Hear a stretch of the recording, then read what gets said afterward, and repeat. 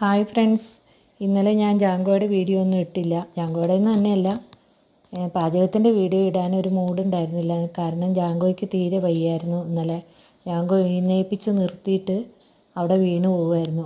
ഞാൻ ഭയങ്കരമായിട്ട് ഇന്നലെ ടെൻഷൻ അടിച്ച് വിഷമിച്ച് എനിക്ക് ഭയങ്കര സങ്കടമായിരുന്നു ഇന്നലെ. അതാണ് ഒരു മൂഡില്ലാണ്ട് ഞാനൊരു പ്ലേറ്റിൽ ചോറെടുത്താണ് ഇന്നലെ ഞാൻ ഉണ്ണുന്ന ഭാഗമാണ് ഞാൻ കാണിച്ചത് വീഡിയോ പാചകത്തിൻ്റെ. അതിന് ഭയങ്കര വിഷമമായിരുന്നു.